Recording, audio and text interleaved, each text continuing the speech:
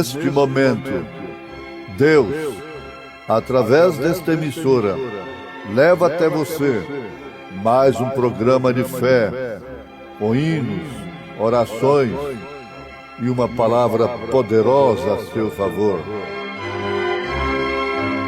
Fé para vencer o mundo. Somente crer, somente crer, tudo é possível, somente crer, somente crer, somente crer, tudo é possível, somente crer.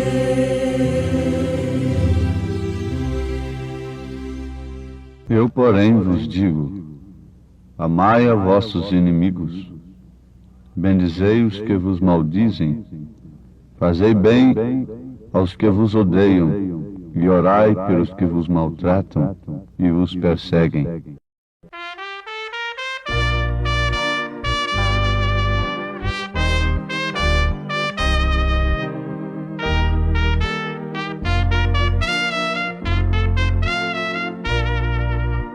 Muito além do nosso entendimento, alto mais que todo pensamento, glorioso em seu sublime intento, é o amor de Deus sem par. Fez um sacrifício infinito, num valor imenso, inaudito, dando-nos, ó Filho, seu bendito. Calculai o amor de Deus. Grande amor, o amor de Deus,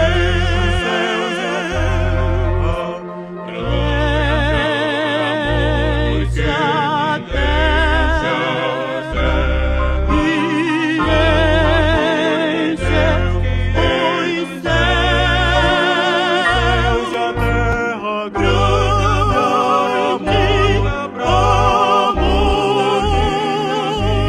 O amor que abrange a todo mundo, que atinge a mim.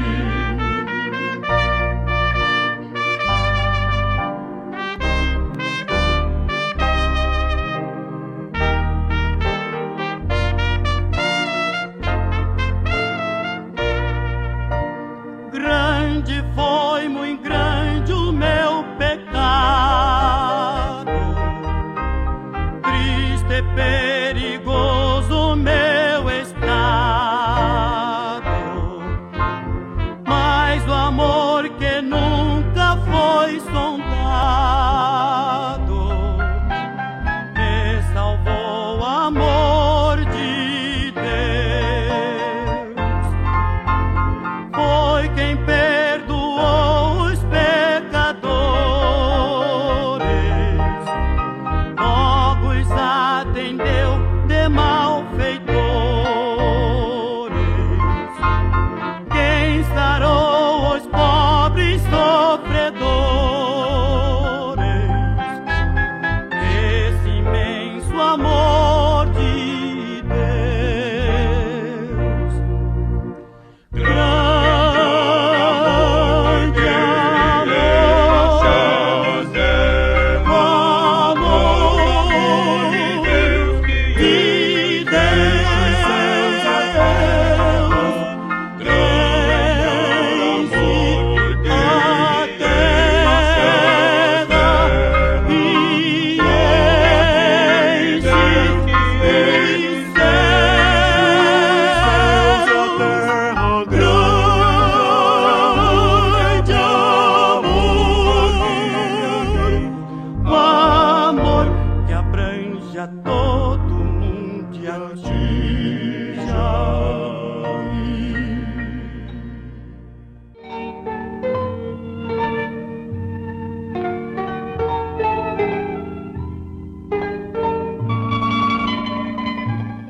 Eu, porém, vos digo: amai a vossos inimigos, bendizei os que vos maldizem, fazei bem aos que vos odeiam, e orai pelos que vos maltratam e vos perseguem.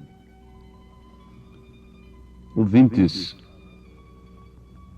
são palavras de Jesus Cristo no Evangelho segundo São Mateus, capítulo 5, verso 44.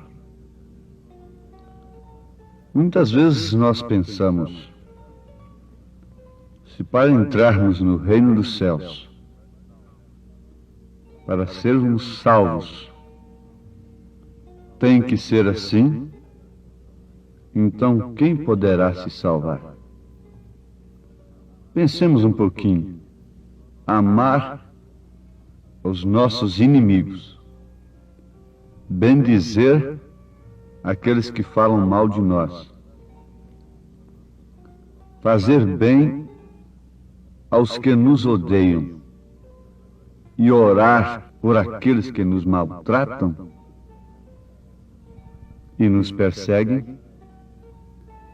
Quem fará isto? Uma certa feita, os discípulos perguntaram para Jesus: então quem poderá se salvar? Ele disse: o que é impossível para os homens é possível para Deus. Para começar, ouvintes, este evangelho que leva o povo a viver só da maneira possível é falso, é anátema, sendo, portanto, uma abominação aos olhos de Deus.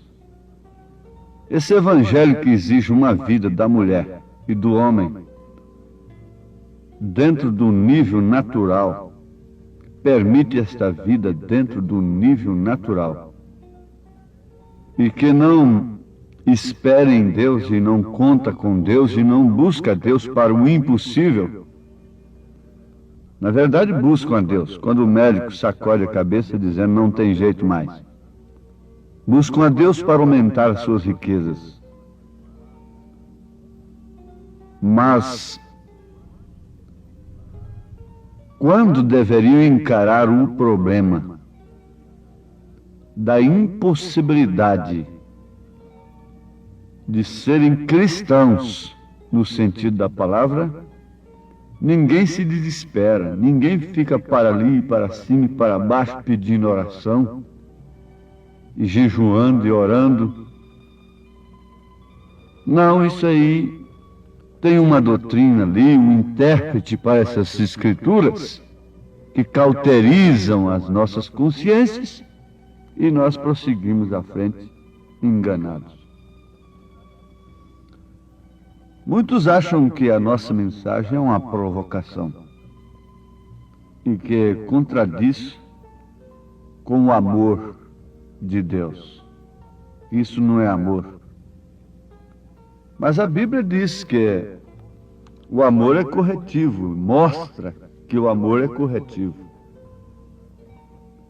A verdadeira mensagem, o verdadeiro mensageiro não combate as pessoas, mas sim o pecado. Aos Hebreus capítulo 12, está escrito que Deus argumenta conosco como filhos. Filho meu, não desprezes a correção do Senhor, e não desmaies quando por ele fores repreendido. Você sabe que tem pais que, quando chegam a corrigir uma criança, é com aqueles galhos de flores, não é? Aquela correçãozinha, com um pano quente, com uma chinela de borracha bem macia. Mas a correção do Senhor causa até desmaios. E não desmaies quando por ele fores repreendido. Agora, Deus é amor. E como pode isso? Mas o apóstolo continua dizendo, porque o Senhor corrige o que ama e açoita a qualquer que recebe por filho. Se suportais a correção, Deus os trata como filhos. Por que filho há a quem o pai não corrija? Mas se estáis sem disciplina, da qual todos são feitos participantes, sois então bastardos e não filhos. Agora vocês sabem que há uma sombra disso, um tipo disso lá no Velho Testamento. O bastardo não podia entrar na congregação. Até 14 gerações. Que coisa tremenda. A Bíblia está dizendo no Novo Testamento que aquele que não aceita a correção de Deus é bastardo e não filho. Portanto, não entra na congregação. Aceita a correção daquela igreja ou daquela outra igreja, mas eu estou me referindo à correção de Deus, da palavra. Jesus disse, se referindo a religiosos: a luz veio ao mundo, e os homens amaram mais as trevas do que a luz. Isto porque as suas obras são más. Portanto, não se pode amar a um perturbador. Jezabel não podia amar a Elias. Ela amava naturalmente e tinha muita consideração com Zedequias e seus comparsas, e seu conselho. Sim, o mesmo acontecendo com Acabe. Herodias não podia amar a João Batista. E o que representa Jezabel e Herodias? Igreja. É a igreja mesmo que não pode amar o profeta, porque mostra o seu pecado. Oh, mas Jesus disse que é para amar. Sim, aquele que ama corrige. A mãe que não corrige o seu filho não é uma boa mãe. Está certo?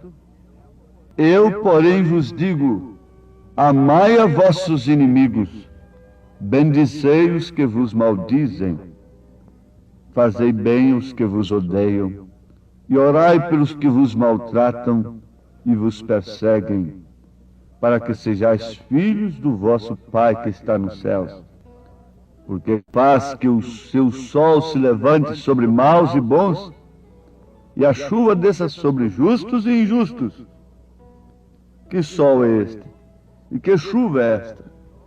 Bom, nós temos o sol no sentido natural, e a chuva no sentido natural, que dá vida às nossas plantações e a nós mesmos. E Deus dá o sol para os maus e para os bons. Também a chuva. Mas o sol também aponta para Jesus Cristo, para a palavra. A chuva também aponta para o Espírito de Deus. E Deus não tem um grupinho ali à parte, ao qual eu devo falar somente para Ele. Se somos povo de Deus, e Deus tem nos dado a oportunidade para falar ao povo, então devemos falar a todos como irmãos. O sol deve vir sobre todos, a chuva deve vir sobre todos, porque aí já está demonstrando uma falta de convicção, falta de origem divina, a mensagem que diz, bom, essas coisas devem ser pregadas somente entre quatro paredes suas. Não. Deus não está em denominação justamente por causa disso. Porque eles fazem uma cerca, mentalizam uma maneira de crer, e acabou. Ali viram os muros de Jericó. Os muros de Jericó protegeram, na verdade, a cidade e o povo que estava dentro dela, mas só até enquanto a palavra de Deus não chegou. Ah, isto é segredo? Isto é mensagem profunda. Os muros de Jericó só puderam protegê-la enquanto A palavra de Deus não chegou. Mas quando a palavra chegou, aqueles muros que protegiam foram rompidos, foram para baixo, e naquele instante ninguém queria ser a primeira dama de Jericó, preferiria ser a meretriz Raabe, que havia crido nos mensageiros de Deus. Antes ninguém queria ser Noé, um velho caduco, mas quando o juízo estava caindo sobre a terra, agora todos prefeririam ser Noé, ao invés de ser cientistas incrédulos. Ao invés de ser primeira-dama, Miss Universo e tudo mais, elas prefeririam ser a esposa de Noé, que estava com ele dentro da arca. Isto é certo? Mas eu pergunto, o amor de Deus foi manifestado ou não? De que maneira? Através do aviso, através da mensagem. Deus não faz coisa alguma sem antes anunciar os seus servos ou os profetas. Quem tem amor, corrige. Quem tem amor é corrigido. Paulo disse: abençoai os que vos perseguem. Abençoai e não amaldiçoeis. E há uma bênção maior? Há uma expressão de amor maior do que aquela que você vê aquele incauto, assolado, adormecido num barco que vai descendo ali e se aproximando de uma cachoeira, de um precipício naquele rio? Conta-se que aquele moço deitou na sua canoa à sombra de uma árvore que estava à margem do rio. Quando ele deitou, estava na sombra, mas logo, assim que ele dormiu, veio o sol, e ele passou então para um estado de assolação. Veio aquele sono pesado, que ultrapassa o sono natural. E ele então até perdeu os seus sentidos naturalmente. E a canoa começou a ser movida ali pelas águas, e foi fugindo da sua âncora ali, onde estava ancorada, e ganhou o leito do rio. Agora, pessoas que estavam à margem do rio viam, notavam que o moço estava dormindo, um sono pesado. Davam tiros, gritavam, para ver se ele acordava, se ele se despertava, porque logo abaixo havia um precipício, uma grande catarata. Oh, mas que desespero, que angústia! Que angústia e que desespero, ouvintes! Alguém me perguntou: quais são as suas perspectivas para o mundo neste ano? Eu disse: doutor, o pregador que tem a revelação do Apocalipse não se engana. E se ele não se engana, ele não pode ser enganado.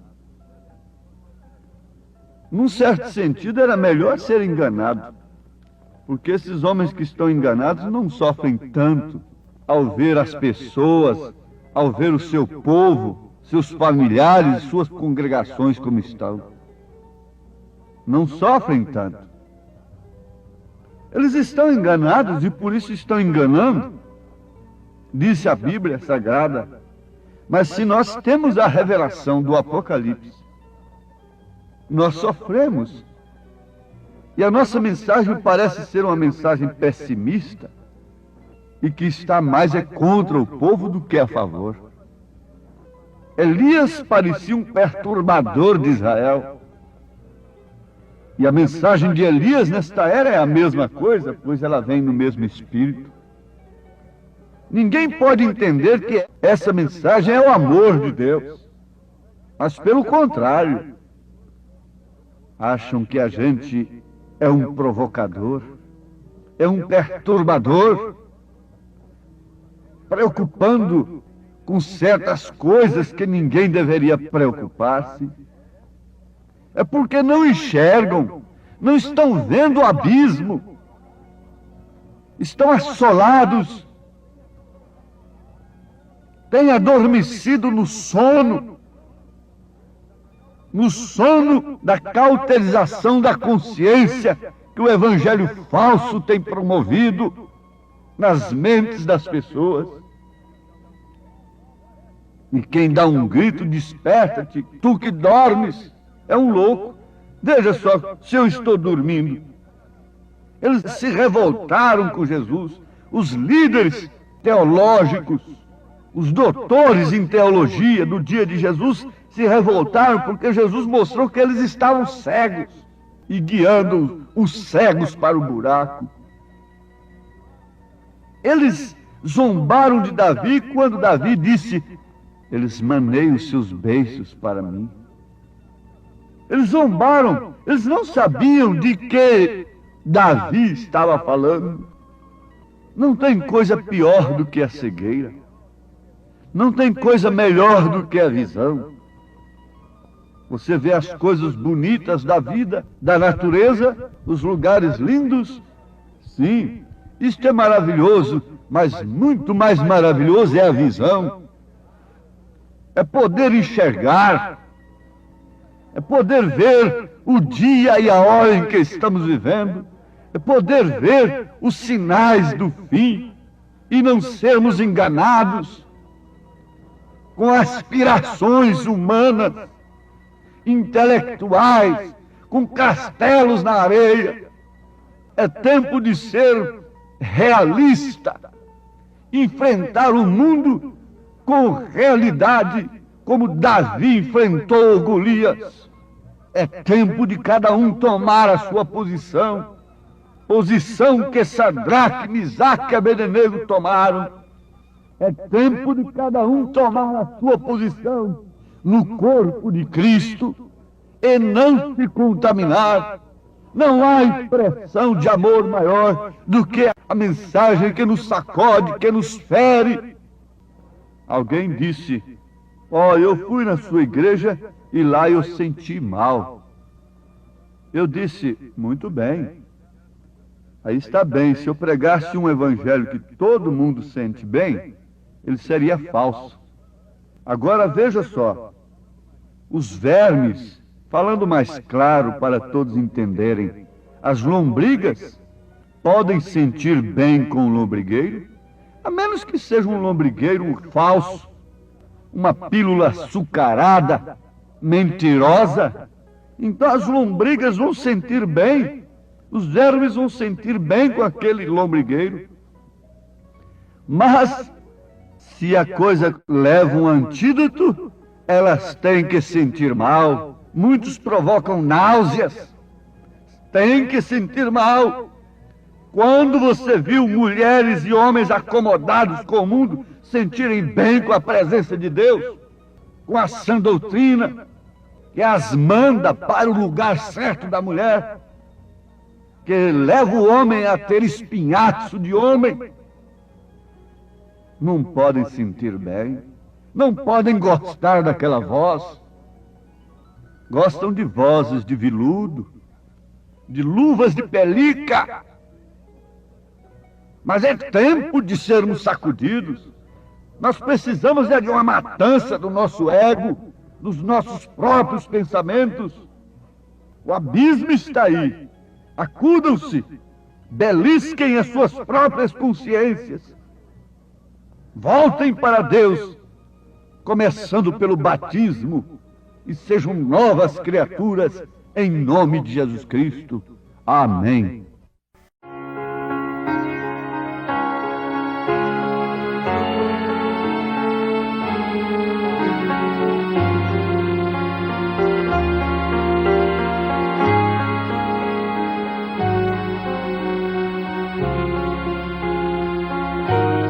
O grande amor de Deus, este grandioso amor, é bem maior do que alguém possa imaginar.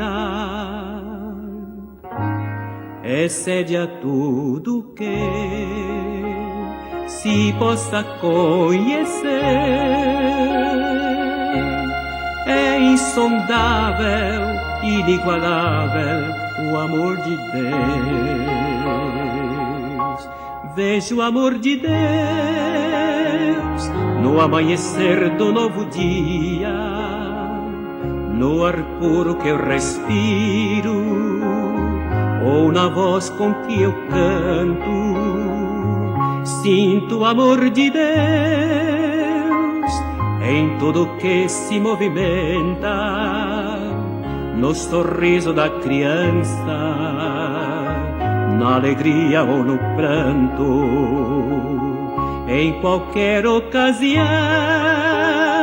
Posso sentir esse grande amor a cada passo que eu der, mesmo quando o fim vier e a jornada chega ao fim.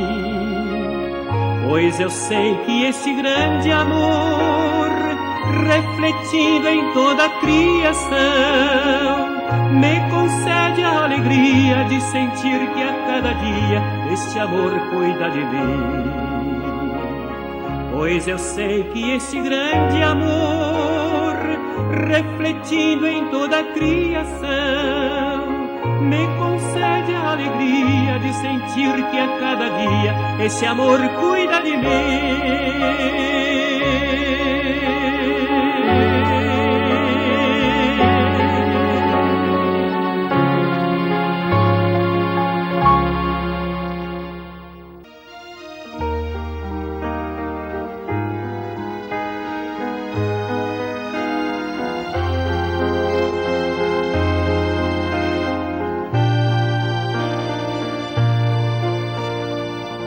Eu preciso de ti, ó Senhor, quando a morte ao meu lado chegar. Eu preciso da tua presença pra minha fronte elevar e alegrar. Eu preciso da tua amizade, não duvido que em ti há prazer. Se na vida eu tiver dissabores, alegria contigo eu terei.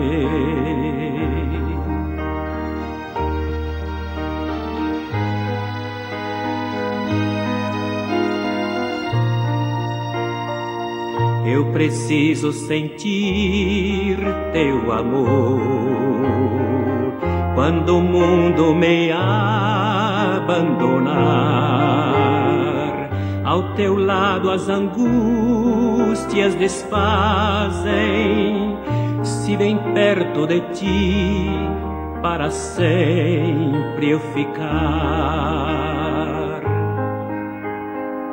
Eu preciso da tua amizade, não duvido que em ti há prazer. Se na vida eu tiver dissabores, alegria contigo eu terei.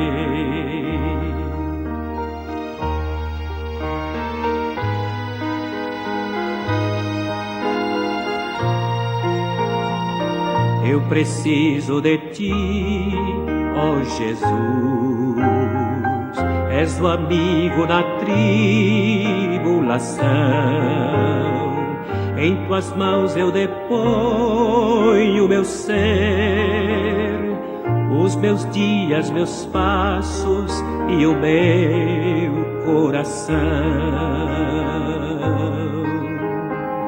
Eu preciso da tua amizade, não duvido que em ti há prazer. Se na vida eu tiver de sabores, alegria contigo eu terei.